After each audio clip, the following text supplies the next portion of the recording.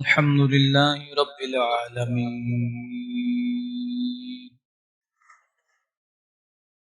والصلاة والسلام على سيد الأنبياء والمرسلين وعلى آله وأصحابه أجمعين أما بعد فأعوذ بالله من الشيطان الرجيم بسم الله الرحمن الرحيم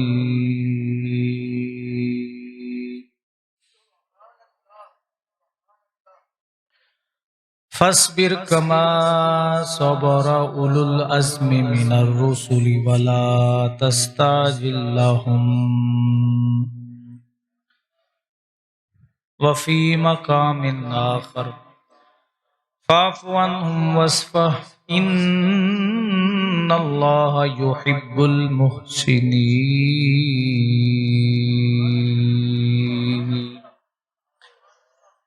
آمنت بالله صدق الله العظيم وبلغنا رسوله النبي الكريم الأمين إن الله وملائكته يصلون على النبي يا أيها الذين آمنوا صلوا عليه وسلموا تسليما الصلاة والسلام عليك يا سيدي يا رسول الله الصلاة والسلام عليك يا سيدي يا رحمة للعالمين وعلى آلك وأصحابك يا خاتم الأنبياء والمرسلين حمد و صلات کے بعد معزز و محتشم احباب عزیز وقار،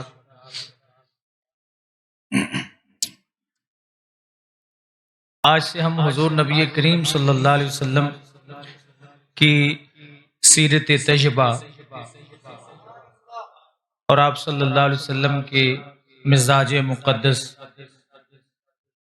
آپ کی محبت امت پر اور آپ کی شفقتیں اور ذات کے لحاظ سے رسول کریم علیہ السلام کے مزاج اقدس میں صبر، حلم، عفو کا کیا معیار تھا، جس کی آج انسانیت کو اشد ضرورت ہے زندگی کے ہر شعبہ میں۔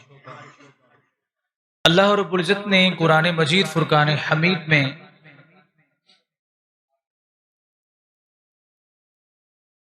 نبوت کے اوصاف کا ذکر فرمایا اور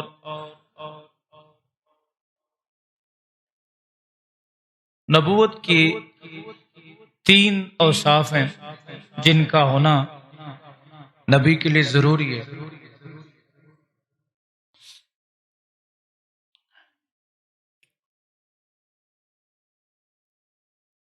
ایک صبر ہے، حلم ہے، عفو ہے، مصیبت میں صبر کرنا، مزاج کی خلاف بات کو دیکھ کر برداشت کرنا اور معاف کرنا۔ یہ 3 چیزیں جس انسان کے اندر ہوتی ہیں وہ کامل ہوتا ہے، اور اللہ رب العزت نے اپنے انبیاء کے لیے ضروری قرار دیا۔ یہی وجہ ہے کہ بڑی تکالیف اور اذیتیں جو ہیں وہ اللہ تعالیٰ کے انبیاء کرام علیہ السلام کو پہنچائی جاتی تھی، لیکن ان کی زبان اقدس پر کبھی بے صبری، کبھی انتقامی باتیں نہیں آیا کرتے تھے۔ قرآن مجید فرقان حمید میں سورہ مائدہ میں آیت نمبر 13 میں رب الجلال نے ارشاد فرمایا فاعف عنہم، بس آپ انہیں معاف کریں، وصفح، اور ان سے درگزر کریں، ان اللہ یحب المحسنین، کہ رب الجلال نیکی کرنے والوں کو پسند فرماتا ہے۔ ان چیزوں کا مزاج میں ہونا یہ بڑا ضروری ہے، اور یہ رسول پاک صلی اللہ علیہ وسلم کی مزاج اقدس میں کس درجے کی تھی، کس لیول کی تھی۔ قرآن مجید فرقان حمید میں اللہ رب العزت نے ارشاد فرمایا ایک دوسرے مقام پر سورہ احقاف آیت نمبر 35،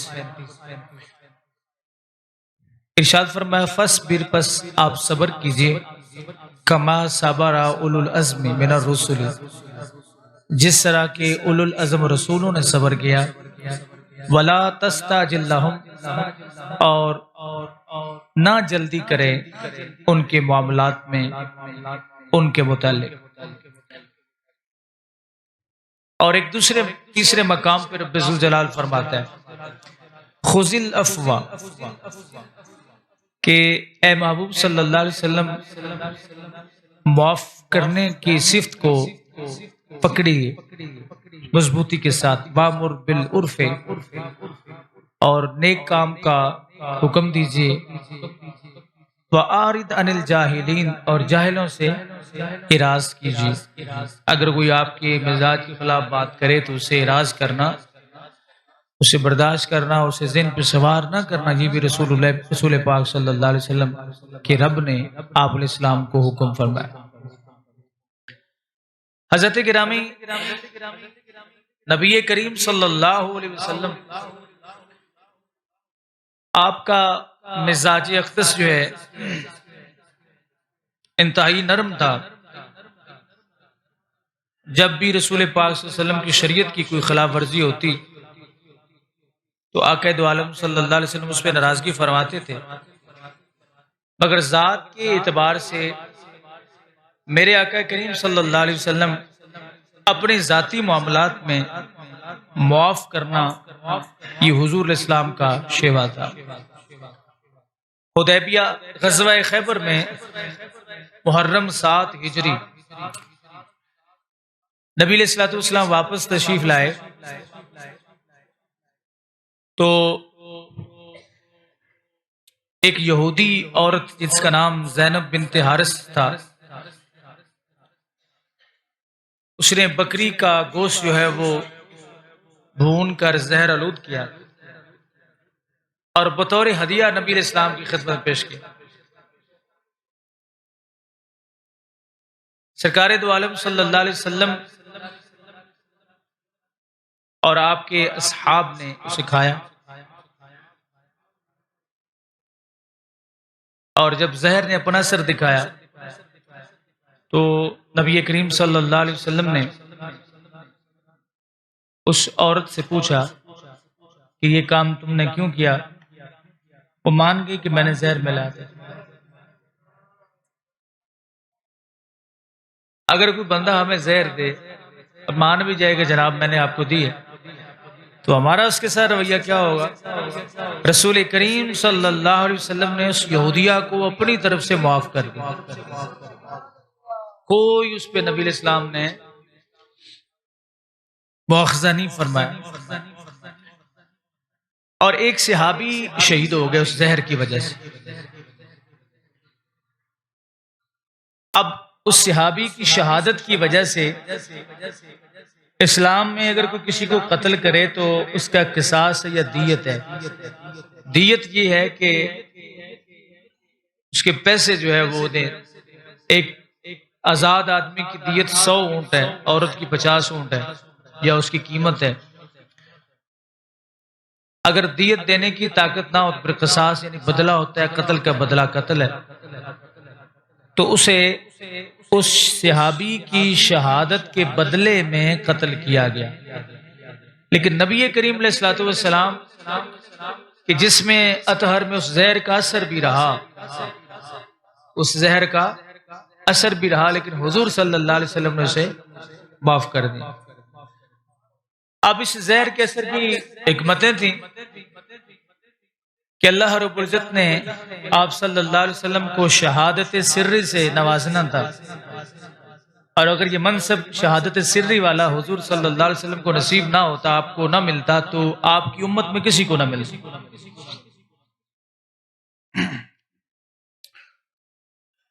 تو آقا دو عالم صلی اللہ علیہ وسلم پر ایک یہودی نے جادو کیا تھا، لبید بن آسم۔ تو لبید بن آسم یہودی، یہ منافق تھا، نبی الاسلام پر اس نے جادو کیا، اور اس نے بڑے عجیب و غریب طریقے سے رسول کریم صلی اللہ علیہ وسلم کو پتہ چل گیا، تو نبی کریم علیہ السلام سے بھی معاف کرے۔ آج گھروں میں یہ ہو جائے نا، یہ جادو ٹونا وغیرہ، تو میرے خیال میں کئی نسلوں تک کام جو ہے وہ چلتا ہے، لیکن آقا دو عالم صلی اللہ علیہ وسلم آپ کی شان یہ کہ حضور صلی اللہ علیہ وسلم معاف فرما دیا کرتے۔ حضرت سیدنا ابو ہریرہ رضی اللہ تعالیٰ عنہ سے مروی، آپ فرماتے ہیں میری والدہ مشرکہ تھی، اور گھر بیٹھے میں نے ان کو دعوت اسلام دی۔ اب میری والدہ نے نبی کریم علیہ السلام کی شان اقدس میں نازیبہ کلمات استعمال کرنا شروع کر دی۔ جناب ابو ہریرہ رضی اللہ تعالیٰ فرماتے ہیں مجھے بڑا دکھ ہوا، اور میں روتا ہوا حضور کی خدمت میں حاضر ہوں۔ یا رسول اللہ صلی اللہ علیہ وسلم، میری ماں نے، میں نے اسے اسلام کی دعوت دی، اور اس نے آگے سے آپ کے بارے میں کچھ نازیبہ کلمات کہے ہیں، مجھ سے برداشت نہیں ہوا۔ میں رو رہا تھا، اور میں نے اس پورا واقعہ آقا دو عالم صلی اللہ علیہ وسلم کی خدمت اقدس میں عرض کیا، اور آخر میں نے عرض کیا یا رسول اللہ، آپ میری ماں کے لیے دعا فرما۔ یعنی یہ انداز بھی ہونا چاہیے کہ اگر کوئی آپ کی بات نہیں مانتا، وہ سیدھے رستے پہ نہیں آتا، تو آپ بالکل اسے کٹ آف نہ، اس کے لیے دعا تو کر دیں کہ اللہ اسے ہدایت نصیب فرما، یا اللہ یہ غلط راستے پہ چلا ہوا ہے، تو دلوں کو موڑ سکتا ہے، دماغ کو پھیر سکتا ہے۔ جب کوئی بندہ ضدی ہو جاتا ہے نا کسی کام کے معاملے میں، پھر اس کے لیے دعا کرنی چاہیے۔ اسے آپ جتنی تبلیغ کریں گے اتنا ضدی زیادہ ہو جائے گا۔ تو میرے مصطفیٰ کریم صلی اللہ علیہ وسلم نے یہ دعا کی، حضور اللہ کی بارگاہ میں مانگے، رب ذوالجلال قبول فرماتا ہے۔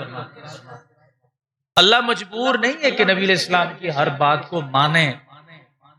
حضور صلی اللہ علیہ وسلم کی اللہ کی بارگاہ میں التجا ہے، بڑی ذات رب ذوالجلال کی ہے۔ نبی کریم علیہ السلام اللہ رب العزت کی بارگاہ میں دعا کرتے تھے۔ اللہ کی بارگاہ میں کیا کرتے تھے؟ دعا کرتے۔ حضور دعا کرتے تھے، رب اپنی محبوبیت کہ جس درجے پر اپنے محبوب کو فیض کر رکھا تھا، اس درجے کا لحاظ رکھتے ہوئے اللہ معاف فرما دیتا اور آپ کی دعا کو قبول کر لیتا تھا۔ اور یہی احادیث مبارکہ میں بھی آتا ہے کہ قیامت کے دن جو ہے اللہ رب العزت اپنے نبی صلی اللہ علیہ وسلم سے فرمائے کہ آپ مانگتے جاؤ، کیونکہ اللہ کی ذات وہ ہے کہ جس اس سے مانگیں تو بڑا خوش ہوتا ہے۔ دنیا کی تاجداروں سے مانگے تو آپ کی نظر ان کی نگاہ میں آپ کی حیثیت ختم ہوتی ہے، لیکن رب کائنات کی ذات وہ جسے جتنا زیادہ مانگو وہ خوش ہوتا ہے۔ تو قیامت کے دن اللہ رب العزت اپنے محبوب صلی اللہ علیہ وسلم سے فرمائے گا محبوب تم مانگتے جاؤ میں عطا کرتا ہوں، اور حضور اللہ کی بارگاہ سے مانگیں تو رب انہیں ضرور عطا فرماتا ہے۔ اب میرے مصطفیٰ نے دعا کی، اے اللہ ابو ہریرہ کی والدہ کو ایمان عطا فرما۔ دعا مصطفیٰ کریم علیہ السلام مانگے حضرت عمر رضی اللہ تعالیٰ عنہ کے متعلق، یا اللہ یا تو ابو جہل کو اسلام کی دولت دے دے یا عمر بن خطاب کو اسلام کی دولت دے۔ تو ابھی میرے مصطفیٰ کے ہاتھ اٹھتے ہیں کہ رب ذوالجلال اس دعا کو اپنی بارگاہ میں قبول فرما لیتا ہے۔ اعلیٰ حضرت فرماتے ہیں اجابت کا صحرا عنایت کا جوڑا، اجابت کا صحرا عنایت کا جوڑا، اجابت کا صحرا عنایت کا جوڑا، دلہن بن کے نکلی دعائے محمد، دلہن بن کے نکلی دعائے محمد، اجابت نے جھک کر گلے سے لگایا، بڑی ناز سے جب دعائے محمد، اجابت نے جھک کر گلے سے لگایا، بڑی ناز سے جب دعائے، نبی کریم علیہ السلام نے حضرت ابو ہریرہ رضی اللہ تعالیٰ عنہ کے سامنے ہاتھ بلند کیے، اللہ رب العزت کی بارگاہ میں عرض کیا، رب ذوالجلال ابو ہریرہ کی والدہ کو ایمان کی دولت عطا فرما۔ ہاتھ میرے مصطفیٰ کریم علیہ السلام آپ نے اپنے چہرہ اقدس پر پھیرے، حضرت سیدنا ابو ہریرہ رضی اللہ تعالیٰ عنہ فرماتے ہیں ادھر حضور نے دعا کی، میں فوراً اپنے گھر آیا۔ کیوں جی؟ حضور دعا کرے ابو ہریرہ فوراً اٹھتے۔ اچھا، جو بات مضمون کے ساتھ ریلیٹڈ ہے وہ یہ ہے کہ حضرت ابو ہریرہ نے جب حضور سے یہ بولا کہ میری ماں نے بڑے غلط الفاظ آپ کے بارے میں کہے، نبی علیہ السلام کو یہ دعا مانگنی چاہیے۔ اس سے پتا چلا کہ حضرت ابو ہریرہ کی والدہ کی وہ الفاظ حضور نے برداشت فرما لے۔ کوئی آپ کو آکے کہ فلاں بندہ آپ کو گالیاں دے رہا تو آپ اسے کہیں اسے کو اور نکال۔ بعض لوگوں کی عادت ہوتی ہے نا، وہ چسکے بنا کے باتیں کرتے ہیں، فلاں آپ کو یہ کہہ رہا ہے، فلاں آپ کو یہ کہہ رہا ہے، فلاں آپ کو یہ کہہ رہا ہے۔ تو میرے مصطفیٰ کریم علیہ السلام نے بات ہی ختم کر دی۔ حضور نے فرمایا وہ تمہارے بارے میں ابو ہریرہ کی ماں یہ کہہ رہی ہے، اگر نبی علیہ السلام فرماتے جاؤ اسے قتل کر دو، تو شریعت کا تقاضا یہ تھا کہ اگر والدین رسول پاک علیہ السلام کی گستاخی کرے، حضرت صدیق اکبر نے تھپڑ مار دیا، اور عبد الرحمن آپ کے بیٹے جب جنگ میں آئے نا سامنے، تو حضرت صدیق اکبر پر غالب آ گئے، وہ جنگ میں تلوار چلانے لگے۔ عبد الرحمن نے کہا آپ میرے والد گرامی نہ ہوتے تو میں آپ کا سر کاٹ دیتا۔ جناب صدیق اکبر رضی اللہ تعالیٰ عنہ فرمانے لگے اگر تو میری تلوار کی زد میں آ جاتا تو اللہ کی عزت کی قسم ہے مصطفیٰ کے لیے میں تیرا سر اتار دیتا۔ حضور فرماتے تو حضرت ابو ہریرہ کی تو جاؤ اپنی ماں کا سر اتار دو، تو جا کے اتار دیتے، لیکن میرے مصطفیٰ کریم علیہ السلام نے کیا کیا؟ حضور نے برداشت فرمایا۔ حضرت ابو ہریرہ رضی اللہ تعالیٰ عنہ کا عقیدہ دیکھیے، آپ نبی کریم علیہ السلام کی بارگاہ سے ابھی اٹھتے ہیں، گھر جاتے ہیں کہ حضور نے دعا کی ہے میں گھر جا کے دیکھوں میرے رب نے اسے کس انداز میں قبول فرمایا ہے۔ جناب ابو ہریرہ فرماتے ہیں جب میں گھر پہنچا، اپنے دروازے پر پہنچا تو میرے گھر کا دروازہ بند تھا، کنڈی لگی ہوئی تھی۔ میں نے دروازے پہ دستک دی، میری ماں نے میرے قدموں کی آہٹ سن کے کہا اے ابو ہریرہ یہیں پہ ٹھہرو۔ میں نے پانی کی آواز سنی، انہوں نے غسل کر کے جلدی کپڑے پہنے اور دروازہ کھولتے ہی کلمہ شہادت پڑھ کے دائرہ اسلام میں داخل ہو گئیں۔ دعا کا معیار یہ تھا کہ میرے مصطفیٰ کریم علیہ السلام اللہ کی بارگاہ میں دعا کرتے، اگر حضور ان باتوں کو رکھتے ذہن میں کہ ابو ہریرہ کی ماں نے میرے ساتھ ایسے الفاظ کہیں تو میں کیوں دعا مانگوں؟ نبی کریم علیہ السلام نے دعا مانگی، اللہ نے قبول فرمائی۔ جناب ابو ہریرہ فرماتے ہیں جیسے ہی میں گھر کے دروازے پہ پہنچا تو میری ماں نے کہا رک جاؤ، ٹھہر جاؤ، کیونکہ وہ غسل کر رہی تھی، وہ غسل کر رہی تھی۔ دروازہ کھولا، انہوں نے کوئی دوسری بات نہیں کی، نبی کریم علیہ السلام کا کلمہ پڑھ لیا، کیونکہ ادھر سے آئے تھے حضرت عمر رضی اللہ تعالیٰ عنہ۔ حضرت امیر حمزہ نے کہا اس کی تلوار سے دروازے میں سے دیکھ رہے تھے حضرت امیر حمزہ سید الشہداء، قتل کر دوں گا۔ نبی علیہ السلام نے فرمایا میرے چچا پیچھے ہٹ جاؤ، ہم نے مانگا ہے، جس سے مانگا اس نے بھیج دیا ہے، عمر لڑنے کے لیے نہیں آیا بلکہ اللہ نے میری دعا کو قبول فرمایا، اس لیے حضرت عمر رضی اللہ عنہ کو مراد مصطفیٰ بھی کہا جاتا ہے۔ حضرت جی بکار قریش رسول پاک صلی اللہ علیہ وسلم کو گالیاں دیتے تھے، حضور کو مذمم کہتے تھے، ان کی مذمت کی۔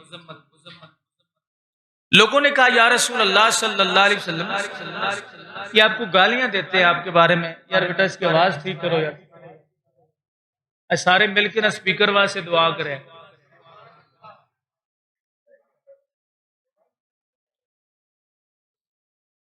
لوگوں نے آ کے کہا یا رسول اللہ صلی اللہ علیہ وسلم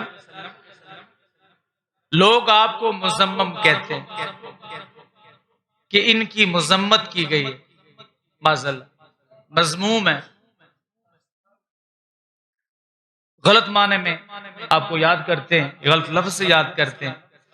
سرکار دو عالم صلی اللہ علیہ وسلم فرمایا پھر کیا ہوا؟ وہ مذمم اس کو کہتے ہوں گے جو مذمم ہو، میں تو محمد ہوں، بات نہیں، میں تو محمد ہوں صلی اللہ علیہ وسلم۔ نبی کریم علیہ السلام کی بارگاہ میں کوئی شخص جا کے حضور کو کسی کے بارے میں بھڑکا نہیں سکتا تھا، کان جتنے مرضی کو بھر لے، لیکن میرے مصطفیٰ کے کسی کی بات پہ توجہ اس حوالے سے نہیں دیتے تھے۔ سرکار دو عالم صلی اللہ علیہ وسلم اعلان دعوت سے 13.5 سال تک قریش نے آن حضرت صلی اللہ علیہ وسلم اور آپ کے صحاب کو جو جو اذیتیں دی ان کی داستان دہرانا۔ اللہ اکبر۔ فتح مکہ کے دن وہی قریش مسجد حرام میں نہایت خوف بے قراری کی حالت میں آپ کے حکم کے منتظر تھے، جو کل رسول پاک علیہ السلام کو اذیتیں دیتے تھے، حضور کو تکالیفیں دیتے تھے، آپ ان اذیتوں کا ذکر زبان مبارک پر نہیں لاتے تھے۔ اگر نبی کریم علیہ السلام کے سامنے کوئی ابو جہل کے بارے میں بات کرتا نا، کہ کتنا بڑا بدترین انسان، کتنا بڑا دشمن نبی، دشمن اسلام، لیکن میرے مصطفیٰ کریم علیہ السلام کبھی بھی صحابہ کرام میں بیٹھ کے یہ نہیں کہا کہ اس میں یہ خامی بھی ہے، یہ خامی بھی ہے، یہ خامی بھی ہے، یہ خامی۔ کیوں نہیں کہا؟ اس لیے کہ میرے دشمنوں کے لیے میرا رب کافی ہے۔ حضور خاموش رہتے تھے، اور نبی کریم صلی اللہ علیہ وسلم کے دشمنوں، آپ کے دشمن کوئی بات کہتے تھے، نبی علیہ السلام خاموش رہتے تھے، اس کا جواب رب ذوالجلال دیتا۔ تو پتہ یہ چلا جو اپنے دشمنوں کی بات پہ کان نہ دھرے، جواب نہ دے، اس کو برداشت کرے، اس کی طرف سے جواب اللہ تعالیٰ دیتا ہے، اللہ کے فرشتے جواب دیتے ہیں۔ وہ لوگ جو کل نبی علیہ السلام کے جان کے دشمن تھے اور رسول پاک صلی اللہ علیہ وسلم کے بارے میں یہ چاہتے تھے کہ یہ ایک لمحہ بھی معاذاللہ زندہ نہ رہیں، لیکن رسول پاک صلی اللہ علیہ وسلم نے کبھی بھی ان کے پیٹ کے پیچھے کوئی بات نہیں کی، اور حضور صبر سے کام لیتے رہے، حلم سے کام لیتے رہے، درگزری سے کام لیتے رہے۔ نتیجہ کیا نکلا کہ فتح میرے مصطفیٰ کریم علیہ السلام کی ہو۔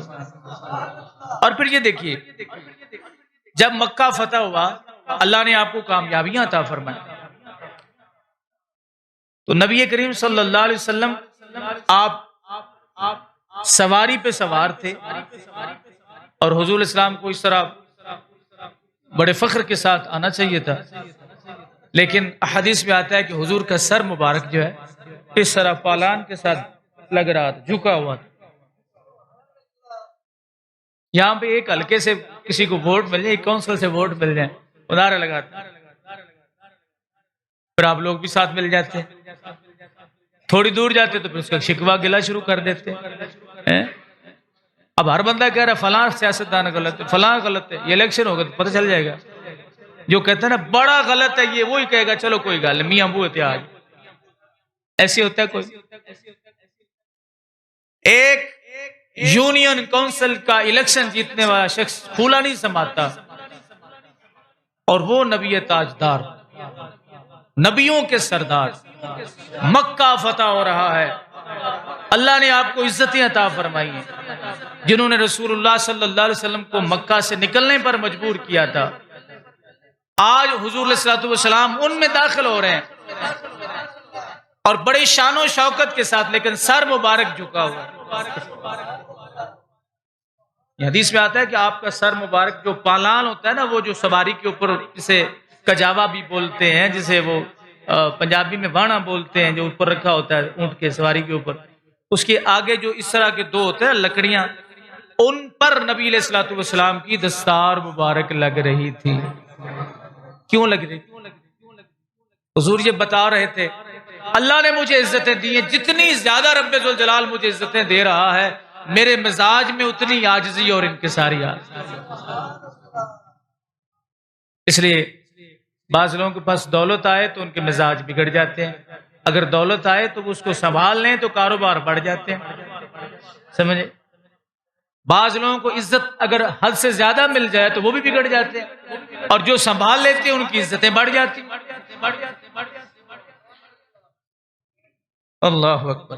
تو حضرت ذی وقار رسول کریم صلی اللہ علیہ وسلم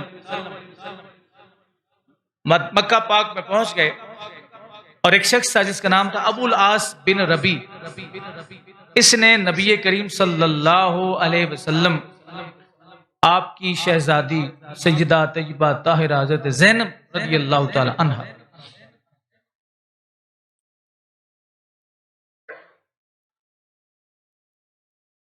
سرکار دو عالم حضرت زینب کو مکہ سے مدینہ جب نبی علیہ السلام نے بھیجا تو راستے میں چند لوگوں نے مزاحمت کی، اور ان میں سے ایک شخص، اس کا نام حبار بن اسود قریشی تھا، قریشی اسدی.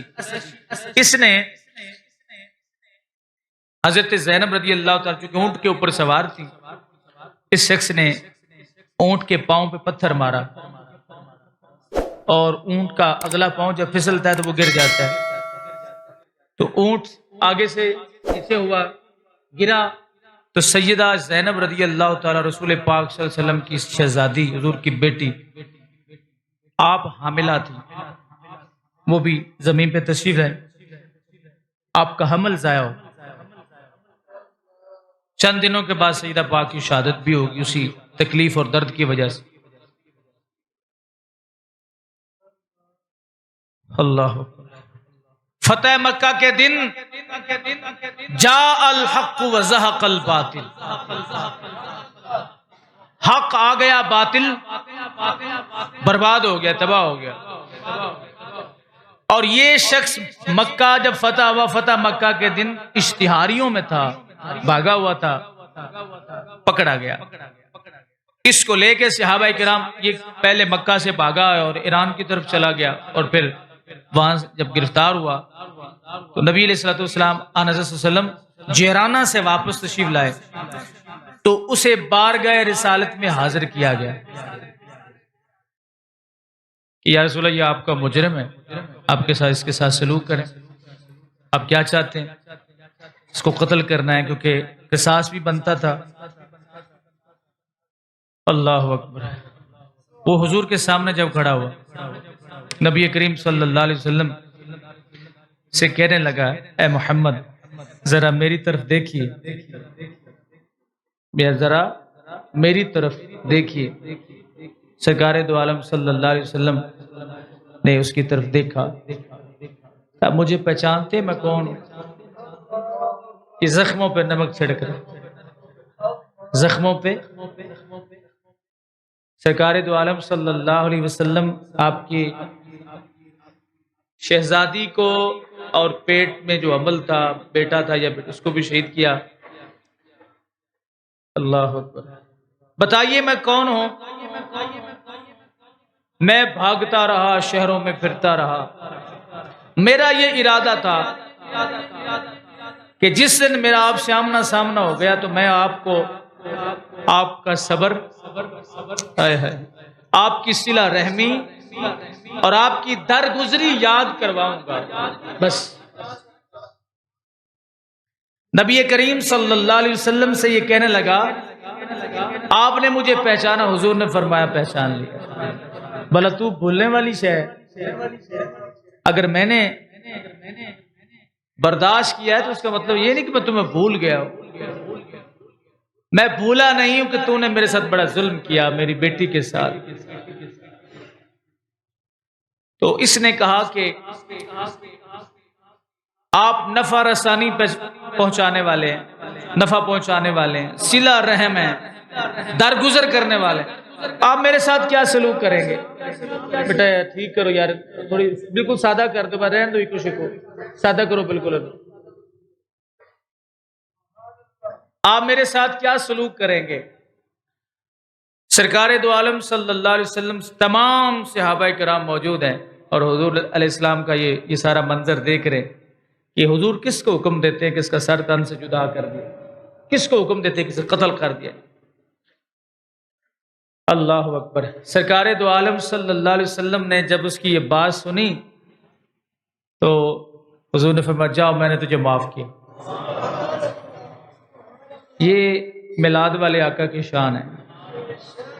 جاؤ میں نے تجھے معاف کیا. صحابہ کرام کہتے ہیں ہم یہ سارا منظر دیکھ رہے تھے کہ بڑے بڑے لوگوں میں برداشت بھی دیکھی، بڑے بڑے لوگوں میں صبر دیکھے، بڑے بڑے لوگوں میں حلم دیکھے، لیکن مصطفیٰ کریم علیہ السلام جیسا صبر کسی میں نہیں دیکھا.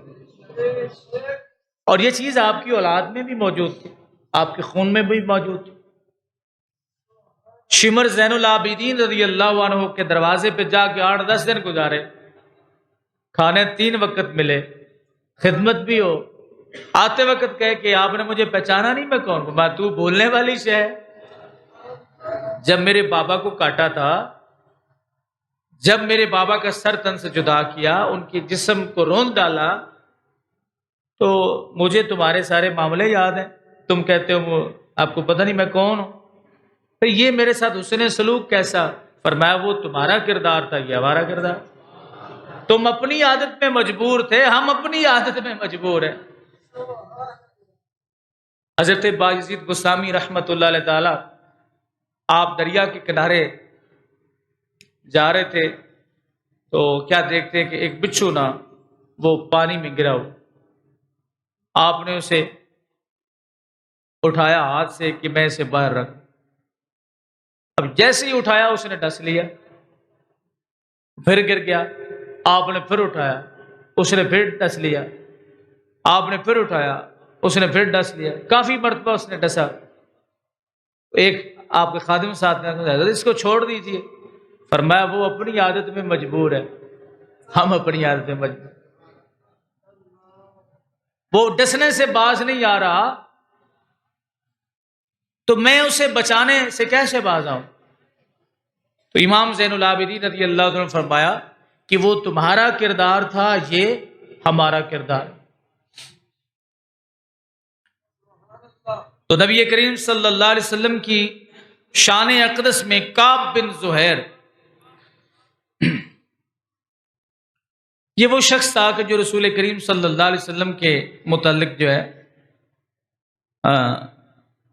عجیب و غریب سے اشعار جو ہے وہ لکھا کرتا، حضور کی حجب کرتا، حضور کا مذاق اڑاتا.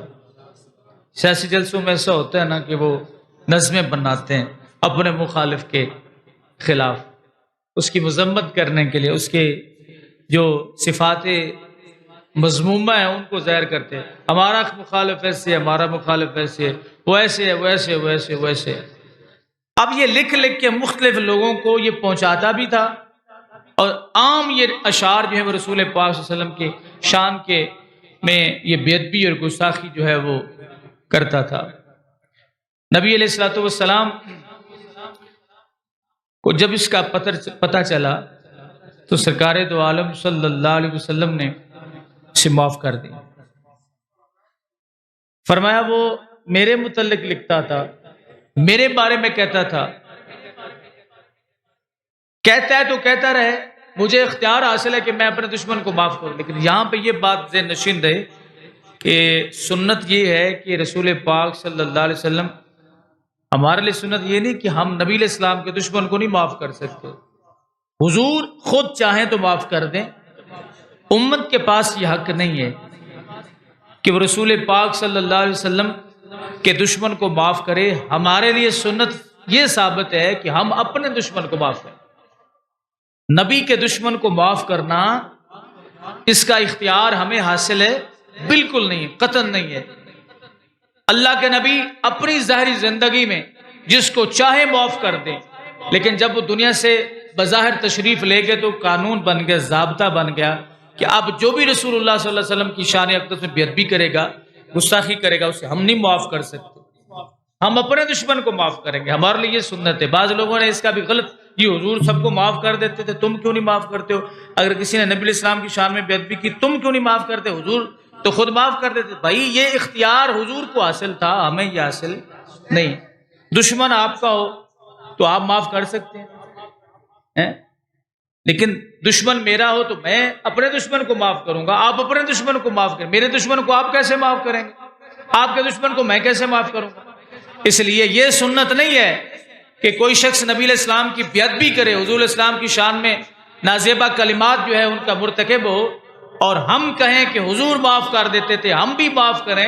فرمایا بگاڑ ہے، اس کی اجازت نہیں ہے۔ رسول پاک اپنے دشمنوں کو معاف کرتے تھے، ہمارے لیے سنت یہ ہے کہ ہم اپنے دشمنوں کو معاف کریں۔ نبی کے دشمنوں کو معاف کرنے کا شریعت نے بھی حق نہیں دیا، قانون نے بھی حق نہیں دیا۔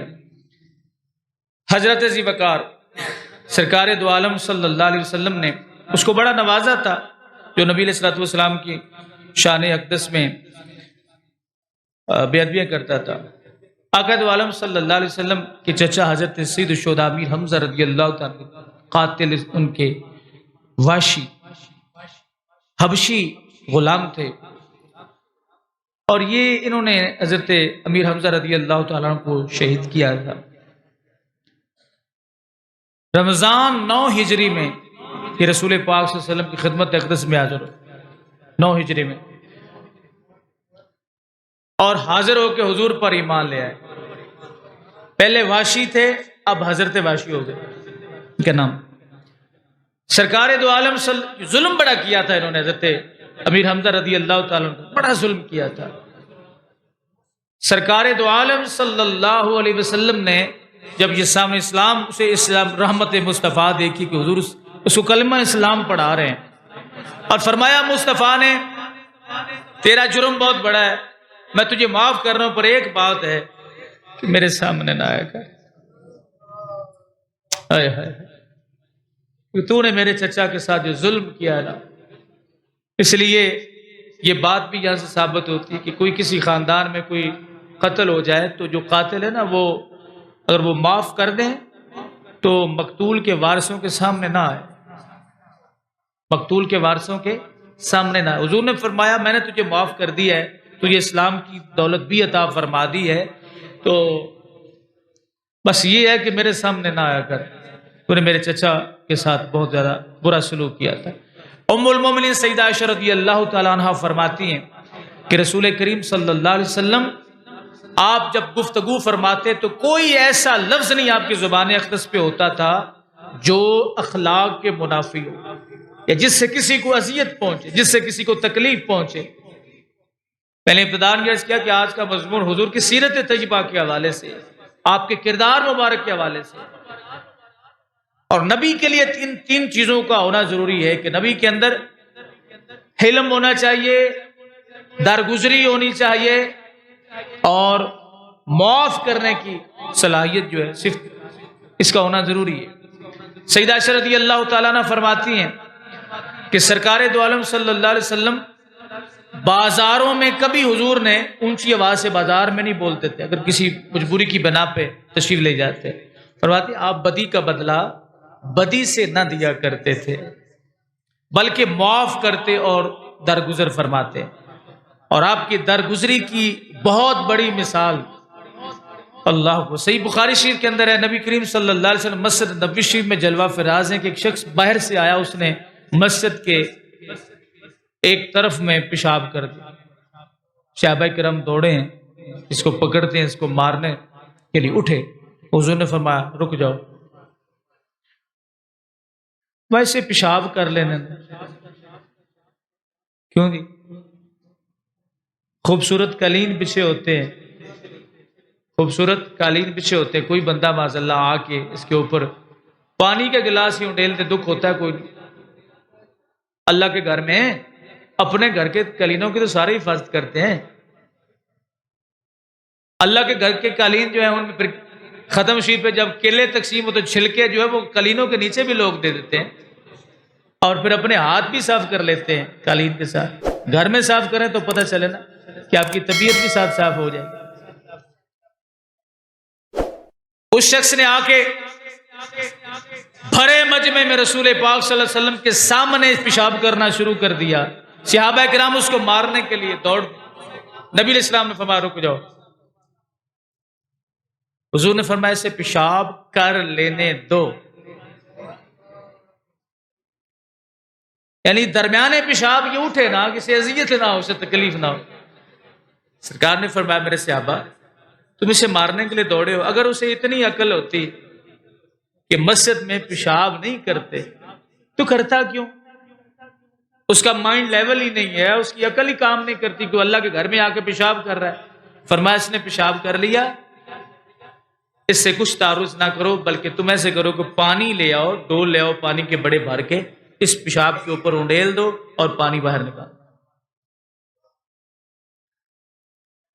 آپ یہ بتائیے کہ آج مسجد میں کوئی ایسا معاملہ بن جائے تو ہم آسمان سر پہ اٹھا لیتے ہیں، لیکن میرے مصطفیٰ کریم علیہ السلام کی یہ شان ہے کہ آقا دو عالم صلی اللہ علیہ وسلم نے اتنی نرمی فرمائی۔ ایک شخص ایسا کام کر رہا ہے تو حضور علیہ السلام فرمایا اسے مارنا نہیں ہے، اسے مارنا نہیں ہے۔ یہ مسجد میں کوئی نقصان ہو جاتا ہے، کوئی موبائل کسی کا نکال لیتا ہے تو لوگ وہیں پکڑ کے اس کو مارنا شروع کر دیتے ہیں۔ یہ چیزیں حضور علیہ السلام کے دور میں بھی تھیں، یہ حرکات لوگ اس دور میں بھی کیا کرتے تھے، لیکن مسئلہ یہ تھا کہ اس وقت سراپا رحمت خود تشریف فرما ہوتے تھے۔ اگر میں اسے سزا دوں تو میری امت اس کو قتل کر دے گی۔ اگر نبی علیہ السلام کے سامنے اس شخص کو صحابہ کرام ایک تھپڑ مارتے تو آج کوئی ایسی حرکت کم عقلی کی بنا پہ کرتا، اب نارمل ہونے کی بنا پہ کرتا تو لوگ اسے گولی مار دیتے۔ لیکن حضور نے فرمایا میں نے راستے بند کرنے ہیں، میں نے راستے بند کرنے، بلکہ اپنے طبیعت مبارک کا یہ عالم تھا کہ حضور دم فرمایا کرتے تھے نا بچوں کے منہ میں، تو ایک بی بی ایک بچی لے کے سرکار دو عالم صلی اللہ علیہ وسلم کی خدمت اقدس میں حاضر ہوئی، عرض کیا یا رسول اللہ سے دم کر دیں، تو اس بچی نے حضور کی گود مبارک میں پیشاب کر دیا۔ اب پیر صاحب کو بچی پیش کریں گے، جناب یہ چھوٹا بچہ ہے، بچی ہے، اس کو آپ دم فرمائیں اس کو، تو وہ پیشاب کر دے تو میرے خیال میں جو جس کی بیٹی ہوتی ہے، جس کا وہ بچہ ہوتا ہے، اس کے ساتھ ضرور سرزنش ہوگی، یا جو پاس بیٹھے چمچے گڑچے ہیں وہ ضرور کہیں گے یہ تم نے کیا کر دیا، ہمارے پیر صاحب کی گود جو ہے وہ ساری کچھ ناپاک کر دی ہے۔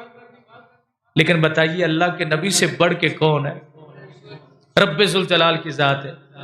جیسے ہی وہ پیشاب حضور کے عرش سے اعلیٰ جسم اطہر پہ لگا، حضور کو محسوس ہوا، اس کو سرکار مسکرا دی میرے مصطفیٰ مسکرا دیے کہ لو جی اس بچے نے کام دکھا دیا ہے۔ بیٹا پیشاب کر دے نا، بیٹی پیشاب کر دے باپ کی گود میں تو بیوی کی شامت آ جائے۔ تمہیں پتہ نہیں تھا اس کے پیشاب کرنے کا وقت ہے، اس کو شاپر کیوں نہیں لگایا تم نے، پیمپر کیوں نہیں لگایا اس کو؟ خبردار آئندہ میرے ساتھ ایسا نہیں، اٹھاؤ اس کو پکڑو۔ لیکن ماں کے دل میں محبت ہوتی ہے، وہ بیڈ کے اوپر اپنے بیٹے یا بیٹی کی، بچے کی، چھوٹے بچے کی پوٹی کو ہاتھ سے اٹھا لیتی ہے۔